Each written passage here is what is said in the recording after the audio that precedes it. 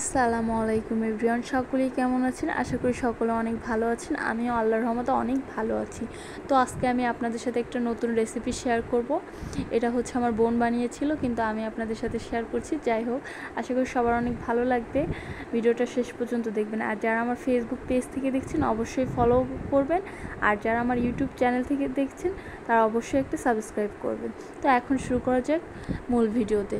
যেহেতু এখন গরমকাল আর এই কিছুদিন হচ্ছে প্রচণ্ড গরম পড়ছে, এর কারণে হচ্ছে আমি একটা আমার বোন একটা শরবত আমাকে বানিয়ে খেয়েছে, সেটাই আমি আপনাদের সাথে শেয়ার করব।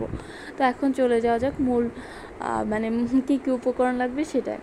এই যে দেখছেন, তাজা একদম ফ্রেশ পুদিনা পাতা। এটা হচ্ছে গাছের পুদিনা পাতা। ওর বেলকনিতে কি বলবো, অনেকগুলা টবে হচ্ছে আপনার পুদিনা পাতা হয়েছে, তো এখান থেকে ও পুদিনা পাতা ছিঁড়ে নিচ্ছে আর ওর মেয়ে।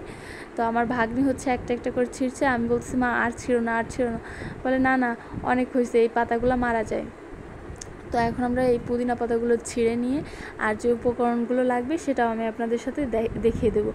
ধনের পাতা, পুদিনা পাতা, মরিচ, লেবু, একটু হালকা জিরা নিয়েছি, জিরাটা নিলে সেন্টটা ভালো আসে, আর হচ্ছে সরিষা নিয়েছি, আর স্বাদ মতো বিট লবণ আপনারা চাইলে নিতে পারেন, আমি ওইখানে বিট লবণ নিয়েছি, আর হচ্ছে দই, আর পরিমাণ মতো চিনি। এইগুলো ভালো করে ব্লেন্ড করে নেবো। আর একটা কথা সব সময় মনে রাখবেন, সেটা হচ্ছে বাচ্চাদের যদি খাওয়ান তবে অবশ্যই মরিচটা স্কিপ করবেন, আর চাইলে হালকা একটু দিতে পারেন, বেশি না দেওয়াই ভালো। যেহেতু এটা শরবতের মতো হবে, সেহেতু হচ্ছে যে আমি আর কি পুরোটা শরবত বা বোরহানে আপনি যেটাই বলেন দুইটারই কাজ করবে।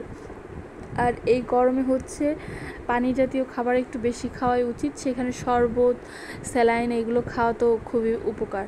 তো আমি হচ্ছে এগুলা ঢেলে দিচ্ছিলাম, আপুকে রেডি করে দিচ্ছিলাম, আর আপু এগুলো ব্লেন্ড করে আমাদের দিবে। আর চিনিটা তো বললাম যার যার পরিমাণ মতন করে নেবেন। এরপর এই যে আমরা ব্লেন্ড করতে চলে আসছি, এখন এগুলা ব্লেন্ড করব।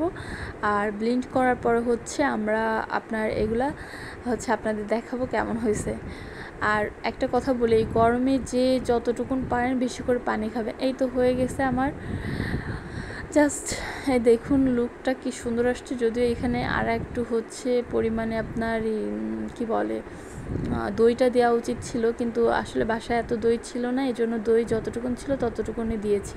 আর এই তো হয়ে গেছে পুরোটা। আর আমি একটু বেলকনিতে এসে সুন্দর করে একটু ডেকোরেশন করে আপনাদের সাথে শেয়ার করতেছিলাম যে কেমন হয়েছে। আর এই যে সেই পুদিনা গাছটা যেখান থেকে আমরা পাতা ছিঁড়েছিলাম। আশা করি গাইজ আপনাদের এই ভিডিওটা পছন্দ হবে, আর পছন্দ হলে অবশ্যই আমাকে সাপোর্ট করবেন। আর এই দেখুন, এই যে ওর বেলকনিতে মোটামুটি বেশ কতগুলো গাছ ছিল, আর এই যে পুদিনার কালার পুদিনার শরবতটা এরকম হয়েছে। আর ফ্রেশ পুদিনা পাতা বোঝেনি তো, নিজের গাছের হলে তো একটু আবেগটা বেশি হয়। আর এই যে বেলকনি থেকে আমি এই যে এইটা নিয়ে আমি হচ্ছে ঘরে চলে যাব। তারপর আমরা 3 বোন খাবো, আর আমার ভাগ্নি। যদিও আমার ভাগ্নি বাসার জুস তেমন একটা খেতে চায় না, শরবত জুস, যাই হোক ওকে একটু ভালো করে ডেকোরেশন করে দিলেই তারপর খায়। এই তো আজকের মতন এইখানেই শেষ। আশা করি সবার অনেক ভালো লাগবে, আর ভালো লাগলে আমাকে অনেক সাপোর্ট করবেন। আল্লাহ হাফেজ।